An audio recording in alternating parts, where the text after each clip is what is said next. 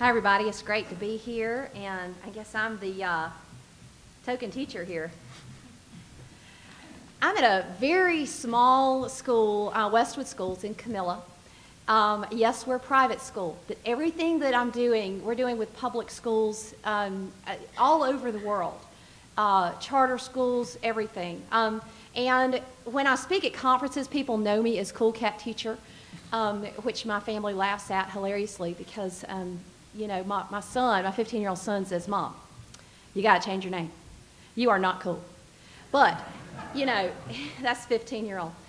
The thing about it is, you know, I'm not one thing over another. Last time I checked, it's one nation under God. This whole charter school versus private school versus public school, it's time to look at us. We are U.S., that's us. It's time to improve all education. And the things I'm going to talk about is we are teachers, Flat Classroom Project, we are teachers from all types of schools, everywhere, and we are working together, not going through the bureaucracy, and joining our classrooms together. So, you know, we're struggling. We're all struggling with money, but I'll tell you, my school, we're a very small farming community. We're not what you would consider the elite private schools of a lot of up here in Atlanta. Our high school tuition is $4,200 a year. We are farmers. We don't have a lot of money. In fact, our funding is less than $100 per student for technology. So what I'm talking about is happening on a shoestring. So there's some opportunities and obstacles. I'm going to kind of take you through my classroom, and then I'm going to just kind of bring it home. As a blogger, I get emails from all over the place, especially from Georgia. So the stories I'm going to tell you are from Georgia public schools. The teachers that have emailed me that have told me why they can't do things like I'm doing in my classroom. So I want you to know what those obstacles are. But I love Dale Carnegie. He's one of my heroes. And he says there's two kinds of people, transmitters and transformers. Transformers turn the negativity into something positive. I was in New York not too long ago, and this amazing teacher, we were talking about her video conferencing program, and she said, I believe the budget cuts here in New York, which they've had some severe problems, are opportunistic because we're having to think outside the box. You know, I couldn't say this in India where I was back in February, but honestly, it's time to kill some sacred cows that just aren't producing milk anymore. They're not. We need to really look at what we're doing. It really hit home this morning about just cutting everything 2%. Cut everything. That makes absolutely no sense at all. So the other thing we have to really look at as it relates to technology is making decisions based upon fear, false evidence appearing real. You say technology, and what does everybody say? It's going to cost money. It's going to cost too much. We don't have money to do this. Why are we talking technology? We don't have enough money to pay the teachers. And I'll tell you, one of the biggest issues you have right now is that public school teachers in the state of Georgia are more down than they have ever been. Because I have friends who will tell you, I don't know how much money I'm going to make until I see it in the bank. Because these furlough days, the way they've been handled at the local level, you have angry teachers. So when you talk about transforming education, you know, Maslow's hierarchy of need, they need to have that safety and understand it. Now, there are a lot of opportunities. Look at California. They've done the open source textbook initiative.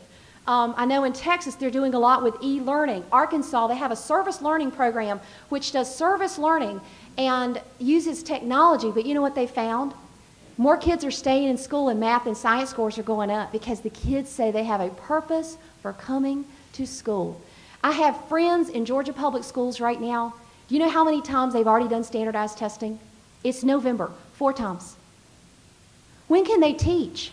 They're testing all of the time. They've taken the one mandated test you give them, and they're doing it every month. So, one-to-one laptop programs, we have enough longitudinal studies. Project Red is what you need to look at. They've actually proven that learning goes up when you put laptops in the hands. There's proven ways to do this. We're not guessing anymore with this. Smartphone delivery and e-books. But it relates to the first thing, which is teacherpreneurship. Allowing teachers to customize their classroom to the learning and accept the risk for that. I should be held accountable for that. We've got to connect our students and not like Johnny here. The Flat Classroom Project was born in 2006. I get a lot of freedom from my school to innovate and create in my technology courses. Started as a program with 24 kids. 12 in my little tiny classroom at Westwood in Camilla, and 12 in Dhaka, Bangladesh with my good friend Julie Lindsay. We studied the 10 flatteners in Thomas Friedman's book, The World is Flat, but we said, you know what, we want the kids to experience this. Let's stop looking at books and let's start living what this is. This was in 2006. How many of you have heard of Wikipedia? We're teaching the students how to be professional editors of Wikipedia, how to be professional editors of things. So they edit wikis together. This is Casey. She just graduated last year. She graduated from high school having managed a global collaborative team to write wikis and create videos. And that's what she graduated having done. So they're creating videos. They're outsourcing part of their video to the students in the other parts of the world. We have other projects now studying digital citizenship. All of these projects, this is not done by a business, although we have a business now that does it. This is done by full-time teachers. I'm a full-time teacher. This is my hobby at night. We're teacher sourcing this. We're working together doing this. If you want to know the answer to some of these programs, yes, you can have public-private partnerships, but unleash your teachers. Allow them to customize the classroom and do this. So the students in our school are actually teaching other students how to be safe online. This is our kids teaching our fourth graders what kind of information can you share online using Woogie World, which is a really cool virtual world for younger kids. And then we have a big project in the spring we do with Don Tapscott. Thousands and thousands of kids, all different types of schools, but I'll tell you, the toughest two places to collaborate with on this planet are China and U.S. public schools. That is a fact, because everything is blocked in U.S. public schools. The competition that President Obama had about having the kids upload good education videos to YouTube, most schools couldn't do it because they couldn't access YouTube at school. So we're also using virtual worlds, which you'll hear Chris talk about more, to teach physics, X, Y, and Z coordinates. I teach programming in virtual worlds. The kids are they're in Club Penguin, they're in all these things already. They love it. This younger generation, 12 and under, they're a new generation. We're calling them Generation V, Generation Virtual. They're not the social media. They're the Club Penguin kids that are doing things virtually.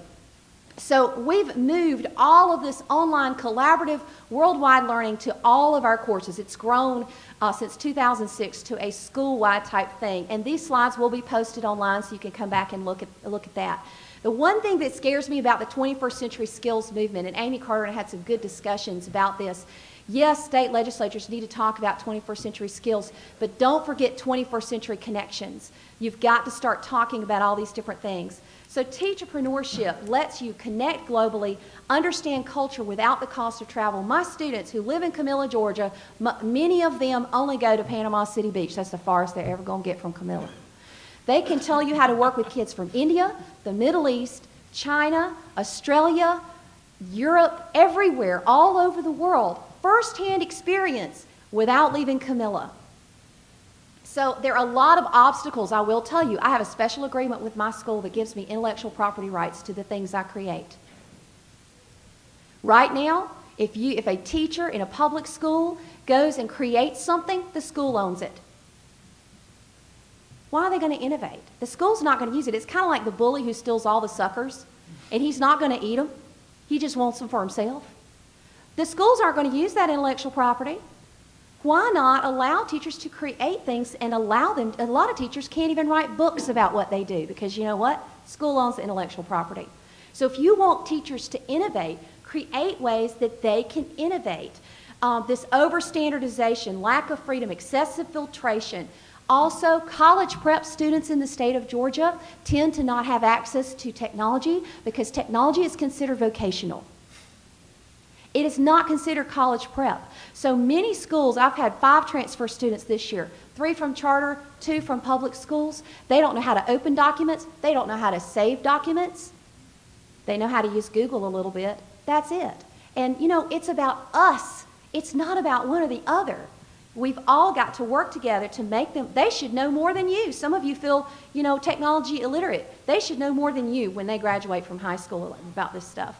So digital citizenship, we need to teach kids to use their brain. Machines don't have a brain. If you hear the things on the news that are happening with people misusing social media, it's the brain that caused it, not the technology. Digital citizenship should be part of everything we do, just like driver's ed.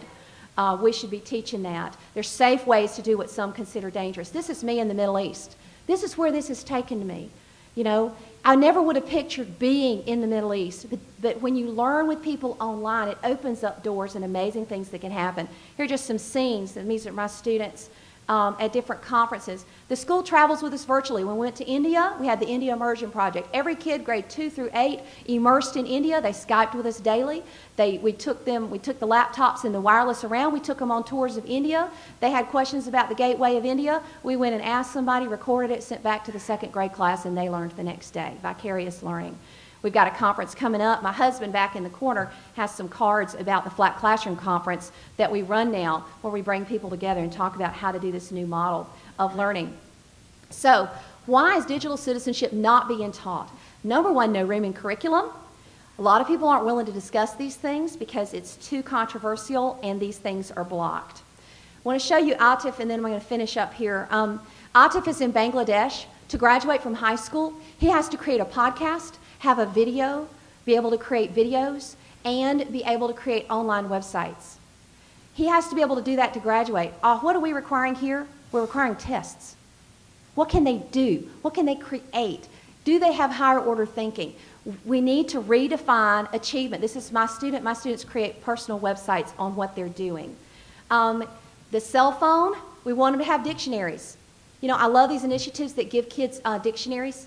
But honestly, teach them how to Google from their cell phone. It takes 10 seconds to look up a word. They always have their cell phone with them. We're banning cell phones everywhere. We should be using those. You can do translations, calculations, phone numbers, all kinds of things. We also don't have a lot of money. Do you know you have a digital recorder and a camera in that cell phone that you can do that's at no cost? You can use that for pictures. We film on cell phones all the time in my classroom, and we use them when they need them. So if we can't afford laptops, start harnessing the power in their pocket. There's studies showing improvement in math scores when you use smartphones for learning. So we use cell phones because we don't have a lot of money. E-books, why are we using paper? You know, my dad, he farms, James Lee Adams, he farms with trees. And yes, I love the fact that he can sell those pine trees every so often. But why are we printing textbooks that are outdated the moment they're printing? A lot of schools are using Nintendo DSs to teach math games. You talk about having excited kids teaching math on a DS. These are the kind of things that we should be looking at. We should be replacing these things. Last thing is, we know a lot of people are waiting on Superman. Well, what we need is Super-Can.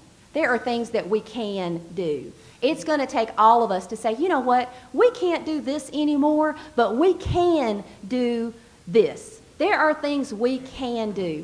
We need to stop feeling sorry for ourselves. My grandmother went through the Great Depression, and they came out of it stronger and better, and goodness knows we can too, because that's what America is about. So we need slow, steady improvement. We need to improve our schools. And the one thing I'll challenge you is that we are better at coping than exerting influence, and I would encourage you and challenge you, it's time to exert influence to make these things happen. So this can happen in every school across the state of Georgia and then spread from Georgia to the rest of our country.